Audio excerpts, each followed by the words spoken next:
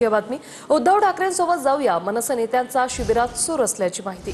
120 पदाधिकाऱ्यांपैकी बहुसंख्य पदाधिकाऱ्यांचा उद्धव ठाकरेंसोबत युती करण्याच्या बाजूने कौल आहे। तुमच्या मनासारखा करू पण थोडं थांबा, राज ठाकरेंकडून सबुरीचा सल्ला देण्यात आल्याचं कळतंय।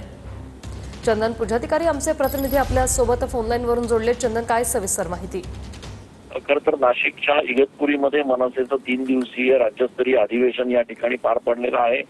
मनसे अध्यक्ष राज ठाकरे यांनी काल सगळ्या पदाधिकाऱ्यांसोबत संवाद साधला, चर्चा केली आणि आगामी स्थानिक स्वराज्य संस्थांच्या निवडणुकांच्या अनुषंगाने आता युती संदर्भात नेमकं काय आहे पदाधिकाऱ्यांच्या मनात हे जाणून घेण्याचा देखील प्रयत्न केला।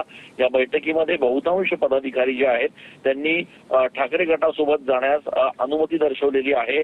अनेकांचं मत देखील त्यांनी मांडलेलं आहे की उद्धव ठाकरे यांच्यासोबत आपण जायला पाहिजे आणि त्यामुळे योग्य वेळेला निर्णय घेऊ, एवढंच राज ठाकरे यांनी या बैठकीत सांगितलेलं आहे। तुमच्या मनात जे आहे तसं नक्की होईल, मात्र थोडा वेळ थांबा, असं राज ठाकरे यांनी पदाधिकाऱ्यांना या ठिकाणी सूचित केलेलं आहे। त्यामुळे मनसे आणि त्यासोबतच ठाकरे गटाच्या एकूणच युती संदर्भात एक अनुकूल आणि सकारात्मक असं चित्र जे आहे ते सध्या बघायला मिळतंय। या एकूणच अधिवेशनाच्या नंतर आता मनसे अध्यक्ष राज ठाकरे नेमकी आपली काय पुढची भूमिका घेणार आणि अधिकृतरित्या या युती संदर्भात कधी घोषणा करणार हे बघणं महत्त्वाचं असणार आहे।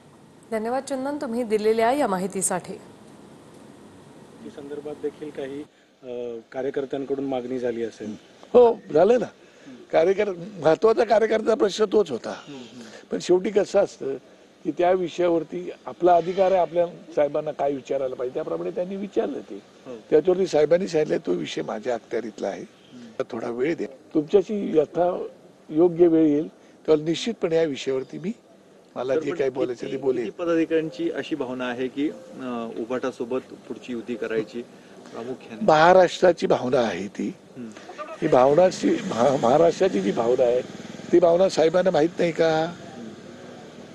सगळ्याला माहिती आहे। त्यामुळे राजसाहेबांच्या मनामध्ये असंख्य काही गोष्टी असू शकतात, त्याच्यानंतर योग्य वेळी ते बोलतात।